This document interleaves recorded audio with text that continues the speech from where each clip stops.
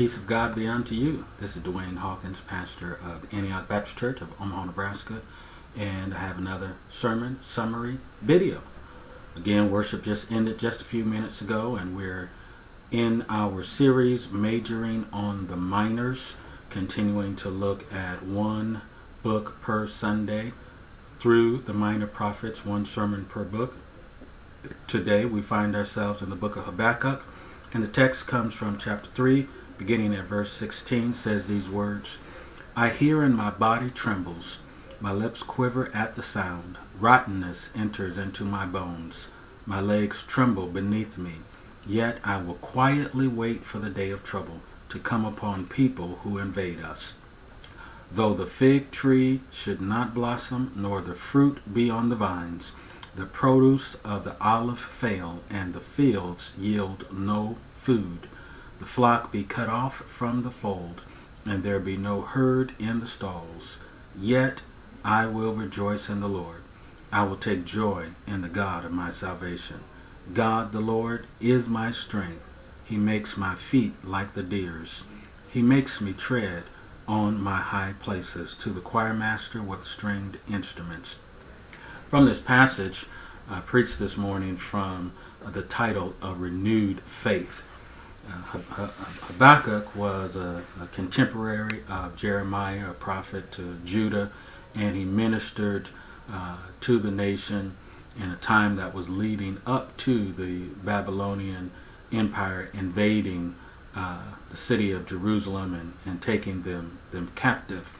And so the book deals with God and Judah and Babylon, but it's centered around the dialogue that Habakkuk has with God around the sinful climate that's around him.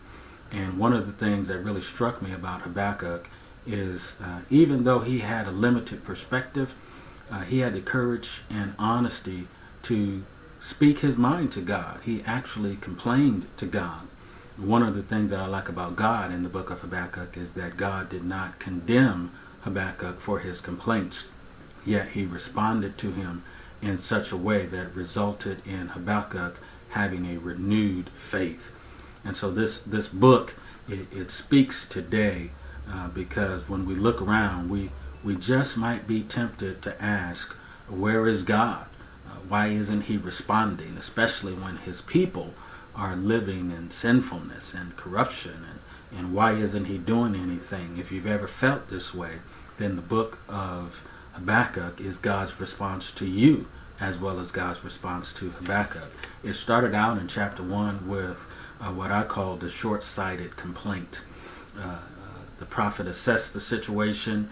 They had a period of revival through Josiah, the righteous king. He's no longer on the scene, and through circumstances, his son is now the ruler of the nation of Judah, and he has done evil in the sight of God, and so they are corrupt.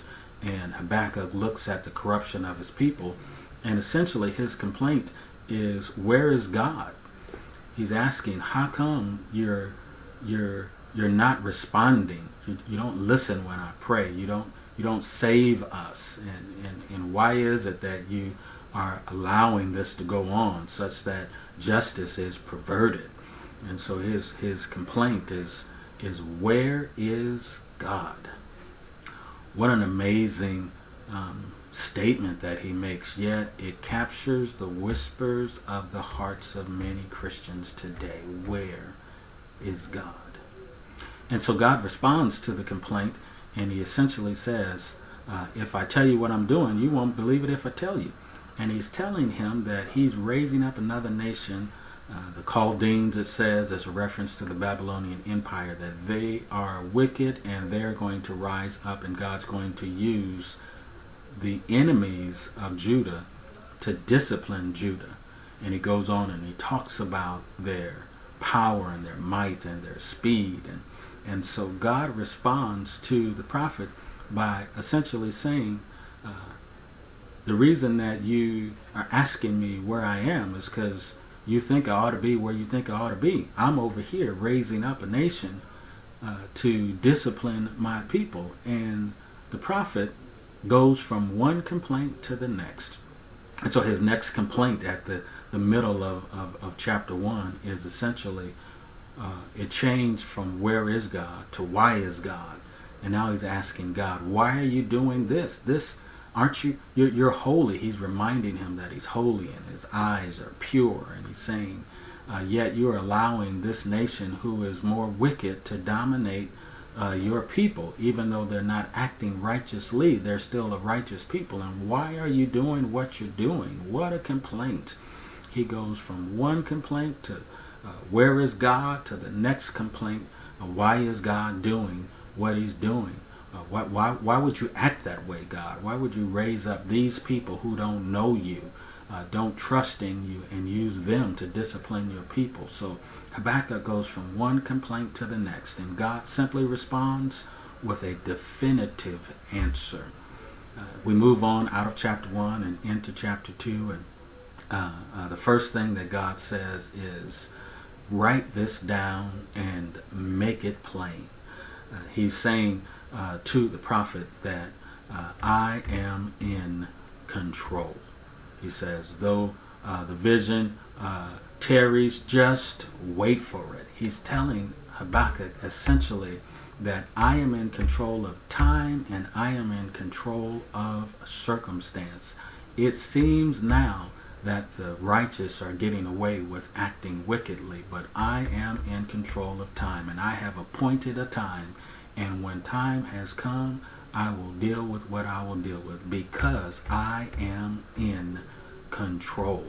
He's in control of time. He's in control of circumstances. If he chooses to use the Babylonian nation to be his instrument of discipline to the nation of Judah, it is the choice of God. Who are we to question how God does what he does after we've questioned the fact that he's even aware and responding in the first place? His answer was, I am in control. His second answer was, and this is how you ought to respond to me being in control. He says, the just shall live by faith. If you want to know how to live, Habakkuk, in light of these circumstances, with your complaining self, there is only one way for the righteous to live, and it is not by putting your trust in circumstances. It's not in looking at things as though they are and responding emotionally and spiritually to them. The just shall live by faith. His third definitive answer to Habakkuk was essentially that everybody will have to answer to God. He goes on the rest of the chapter 2 of Habakkuk, and he gives 5 different woes directly against the sins of the Babylonian nation. Even though God allowed them to be his instrument of discipline to Judah, they did it out of arrogance. They did it out of pride, and they too will have to answer. And so his response to Habakkuk is, even though Habakkuk complained about where is God and why is God, God's response is, I'm in control. Live by faith and know that everybody, the wickedness of Judah as well as the pride and arrogance of Babylon, everybody will have to answer to God. And so the text moves from this short-sighted complaint to a definitive response, and finally it ends in a renewed faith. And so in chapter 3, the prophet turns from complaining to confidence, and he turns from feeling helpless to being hopeful. And he says ultimately that he's willing to wait for the day of trouble. That's what faith will do to you. Even though you know the situation is not going to get better, it's going to get worse. Faith will allow you to wait quietly for the day of trouble. Faith will allow you to find joy in God, and faith is what teaches you that your strength comes from God. Friends, we've come this far by faith, leaning on the Lord, trusting in his word. He's never failed us yet. Oh, can't turn around. We've come this far by faith. Many blessings to you.